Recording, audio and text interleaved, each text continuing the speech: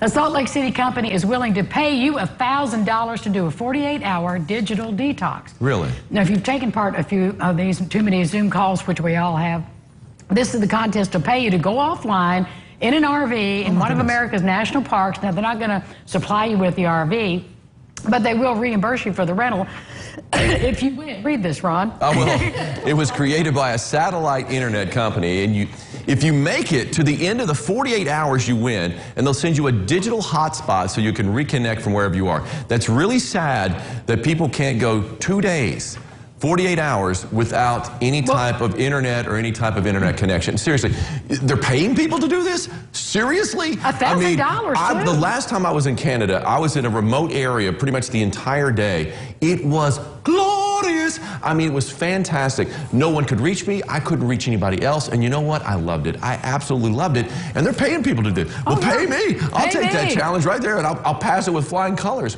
I mean, sometimes we get too attached to the phone.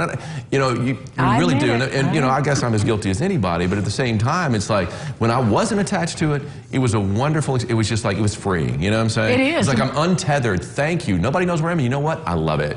When we were in Kenya, you know, I was like 14 days without a phone. Yeah. It was great. Yeah, it's what I'm saying. Yeah. It's like there's so much out there. You know, I mean, you can find out a lot. Of course, there's a lot of messages left when you get back, too. Well, like, yeah, okay. Don't worry about that. But take your time getting to them. But I love it. I mean, well, I love the fact, you know, that they're doing it, but you shouldn't have to do it. They shouldn't be paying money to do that. It's going to get worse before it gets better, I think. Yeah, probably so. KFC says that its chicken slogan, still finger licking good. Let's be honest, it's not the best idea in the age of coronavirus. So promoting finger licking. So the Kentucky Fried Chicken's pressing pause on their 64-year-old slogan, saying it just doesn't feel quite right now. Wow. So they blurted out on billboards and signs. Now, it's not going away forever. The company says they'll bring it back when the time is right. So no more finger licking in the days. So I can't lick my fingers anymore? Is that what they're saying? Pandemic. Well, you can if you want to. Oh, I will. I absolutely will. But we just can't promote it. Oh.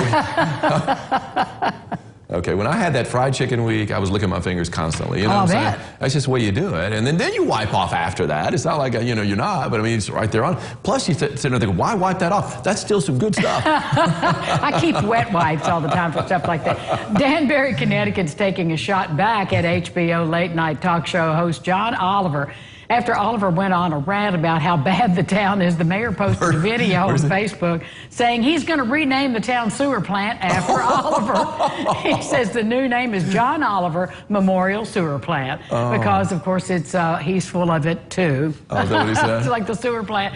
The mayor says it's all in good fun for now, unless Oliver continues to complain about the town. Where will they go from there? What town was this again? Danbury, Connecticut. I've never been to Danbury. I haven't either.